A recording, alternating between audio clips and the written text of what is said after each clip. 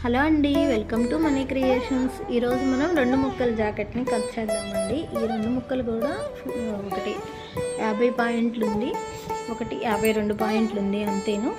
ఇలాగా అంటే 2 కలిపి మనకి మీటర్ అవుతుంది కదా. మీటర్ అయినప్పుడు ఈజీగానే కట్ చేసుకోవచ్చు కదా అని అనిపిస్తుంది. కానీ ఇది డిజైన్లు 2 వేరు వేరు. ఒకదానికి చమ్కీ ఉంది, ఒకటి ప్లెయిన్ ఉంది. చమ్కీ ఉన్నదాన్ని బ్యాక్ పార్ట్కి హ్యాండ్స్ కావాలన్నారు.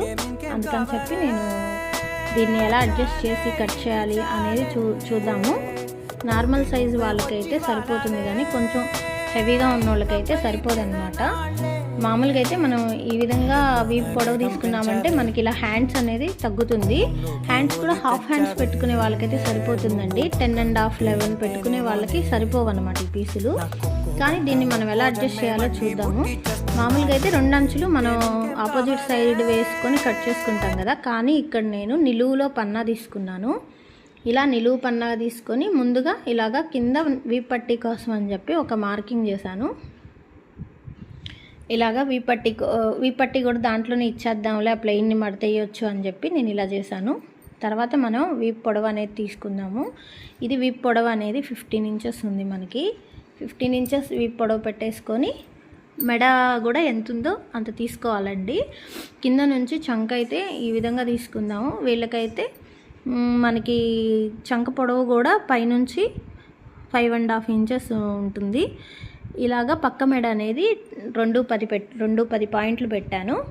2 పాయింట్లు పెట్టేసి మనం షోల్డర్ 3 పాయింట్స్ పెట్టాము.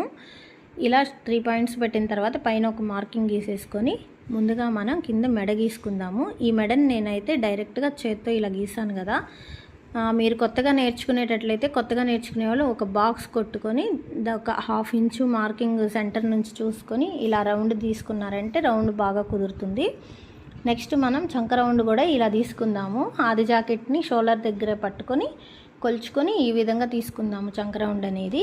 ఇదిగో ఇలా బాక్స్ కొట్టుకోండి. మీరైతే ఇలా బాక్స్ కొట్టి ఇక్కడ 1.5 ఇంచ్ అనేది పెట్టి ఇలా మార్కింగ్ చేసుకొని ఈ విధంగా చంక రౌండ్ అనేది తీయాలి. నేను 1.5 మీద కూడా ఇంకొక పాయింట్ తగ్గించాను. ఎందుకంటే వీళ్ళు అంతకుముందు కొంచెం లావుగా పర్సనాలిటీ ఉండేవాళ్ళు, ఇప్పుడు తగ్గిపోయారు కాబట్టి ఈ విధంగా నేను గుంట అనేది కొంచెం ఎక్కువ తీసాను. ఎందుకంటే మనకి బ్యాక్ లూజ్ వస్తే మనకి ముడతలు వస్తుంది కదా, అలా ముడతలు రాకుండా ఉండడానికని చెప్పి కింద ఇక్కడ ఒక కట్టు కూడా ఇచ్చాను.